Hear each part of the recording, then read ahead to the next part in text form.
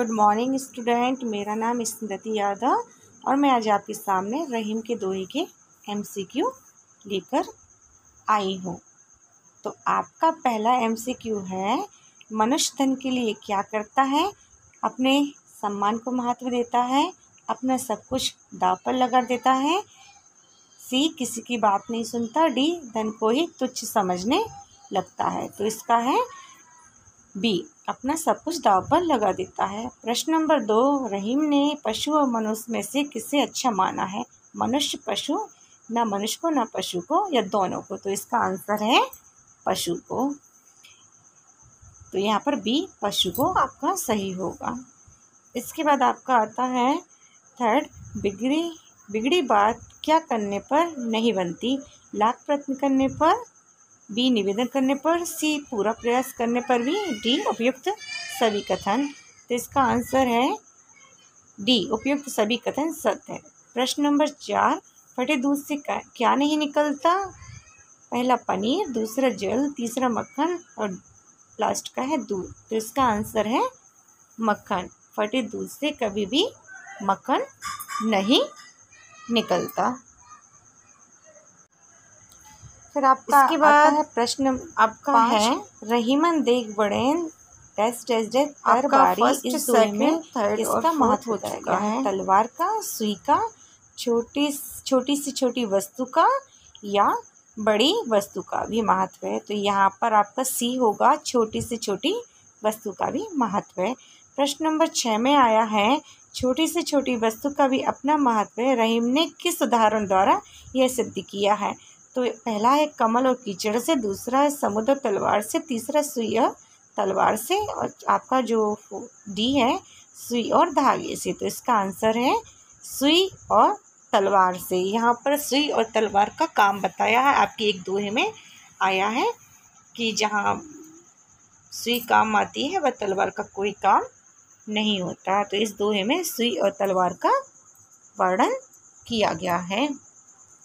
आपके 5th और 6th के बाद अब आपका आता है प्रश्न नंबर 7, जो कि इस प्रकार से है।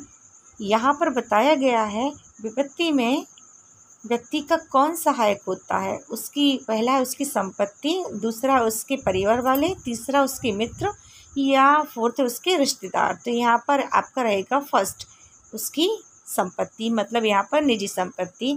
उसके बाद है कमल की रक्षा कब होती है? जब सूर्य निकले, जब नदी में बाढ़ आए, जब वर्षा हो, या जब तालाब में पानी हो। तो इसका आंसर है जब तालाब में पानी हो। इसके बाद है बुरे समय में हमें क्या करना चाहिए? मित्रों पर भरोसा करना चाहिए, संपत्ति का संचय करना चाहिए, परिवार वालों को साथ लेकर चलना चाहिए, या किसी की परवाह नहीं करनी चाहिए। तो इसका आंसर है D, किसी की परवाह नहीं करनी चाहिए। प्रश्न नंबर 10, रहीमन पानी राखिए डैश डैश दोहे के आधार पर निम्न में से पानी का कौन सा अर्थ नहीं है? जल, क्रांति, मर्यादा, कांति। तो इसका आंसर रहेगा आपका B, क्रांति। क्रांति इसका सही उत्तर नहीं है, क्योंकि यहाँ पर जल, पानी, मर्यादा, सम्मान या इज्जत, और कांति, चमक, इसका ये मतलब होता है, क्रांति नहीं होता है। तो आपका 9 और 10 भी क्लियर हो गया है। अब आपका आता है प्रश्न नंबर 11। 11 में दिया गया है कि पानी के न रहने पर इनमें से क्या नहीं उबरता? चून, मोती, मानुष, या उपयुक्त सभी। तो इसका आंसर सभी रहेंगे। इसके बाद आपका आता है प्रश्न नंबर 12। पशु प्रसन्न होकर क्या कर देता है? अपना शरीर दे देता है, भाग जाता है, मनुष्य पर उपकार करता है, इधर उधर घूमता है। तो इसका आंसर है अपना शरीर दे देता है। जब पशु प्रसन्न होता है तो वह जो भी उसका मालिक होता है उसको अपना सब कुछ, मतलब सब कुछ में शरीर ही आ जाता है, क्योंकि उसके पास उसका खुद का शरीर ही बस होता है, इसलिए वो अपना शरीर दे देता है। फिर आता है आपका प्रश्न नंबर 13, लोग समुद्र की बड़ाई क्यों नहीं करते? पहला, समुद्र का जल खारा होता है, दूसरा, समुद्र किसी की प्यास नहीं बुझा सकता, तीसरा, समुद्र को पार करना मुश्किल है, या D है आपका क और ख कथन सत्य है? तो इसका है बी, समुद्र किसी की प्यास नहीं बुझा सकता।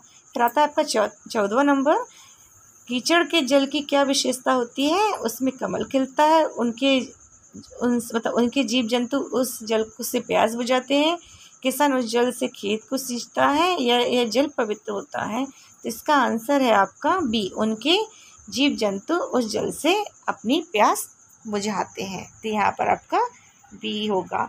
समुद्र का पानी खारा होता है, इसलिए वो किसी के काम का नहीं होता, उससे किसी की प्यास नहीं बुझती, इसलिए 13 का आपको मैंने पहले बताया है, और 14 जो कि कीचड़ के जल के बारे में बताया जा रहा है। फिर आता है आपका प्रश्न नंबर 15, दोहे की महत्ता सिद्ध करने के लिए रहीम ने किसका उदाहरण दिया है? नेत्रांगना का, समुद्र का, जल का, या कुंडली मार कर बैठी नट का? तो यहाँ पर आंसर होगा कुंडली मार कर बैठे नट का। प्रश्न नंबर 16, दोहा अर्थ के आधार पर कैसा होता है? बहुत अर्थवान, थोड़े अर्थ वाला, संकुचित अर्थ वाला, या नीरस? तो इसका अर्थ रहेगा आपका ए, बहुत अर्थ वाला। इसका मतलब होता है बहुत अधिक अर्थ वाला। तो आपका 15 और 16 दोनों मैंने क्लियर कर दिए हैं, आपके चैप्टर में से निकाले ही हैं। आपके जितने भी दोहे हैं उन्हीं में से ये प्रश्न और इनके उत्तर निकाले हुए हैं। फिर आपका आता है प्रश्न नंबर 17, रहीम के अनुसार दोहा दिखने में कैसा होता है? अधिक शब्द वाला, थोड़े शब्द वाला, बहुत विशाल, या बहुत लघु? तो ये दिखने में कैसा होता है? आपका बी रहेगा, थोड़े शब्द वाला। फिर आता है आपका प्रश्न नंबर 18, अवध नरेश श्री राम चित्रकूट क्यों गए थे? ए, चित्रकूट अच्छा स्थान था, वे चित्रकूट में घर बनाना चाहते थे, 14 वर्ष के वनवास के लिए वो वहाँ गए थे, या वे वहाँ अपनी राजधानी बनाना चाहते थे?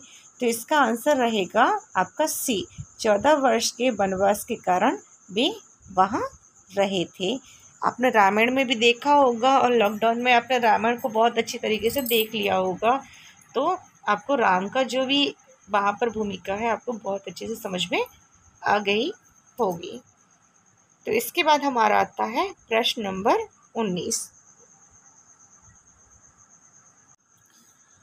जिस पर विपदा आती है वह व्यक्ति कहाँ आता है? या अयोध्या, ए पचमढ़ी, बी सी पंचवटी, या डी चित्रकूट? इसका आंसर रहेगा आपका डी चित्रकूट। फिर आता है प्रश्न नंबर 20, गांठ पड़ना मुहावरे का अर्थ है? ए मन में प्रेम बढ़ जाना, बी मन में भेद आ जाना, सी मन मजबूत हो जाना, या डी मन स्वार्थी हो जाना? तो इसका आंसर रहेगा मन में भेद आ जाना, मतलब थोड़ी सी मलिनता आ जाना। तो गांठ पड़ना का मतलब यही होता है, वो मैंने आपका पहला है धागा वाला, कि जब गांठ पड़ जाती है तो फिर नहीं जुड़ता, जुड़ जाता है तो कोई गांठ पड़ जाती है। इसके बाद आता है आपका प्रश्न नंबर 21 में है, एक बार प्रेम संबंध टूटने पर क्या होता है? फिर रिश्ते पहले जैसे नहीं होते, रिश्ते पहले जैसे हो जाते हैं, बी का है।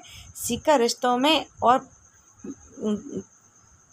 मजबूती आ जाती है, या डी रिश्ते कटु हो जाते हैं? तो आपका आंसर रहेगा ए, फिर रिश्ते जो पहले जैसे नहीं होते। फिर आता है आपका प्रश्न नंबर 22, प्रेम के संबंध को किस प्रकार निभाना चाहिए? बहुत सावधानी के साथ, तटस्थता के साथ, या झूठ बोलकर? तो बहुत सावधानी के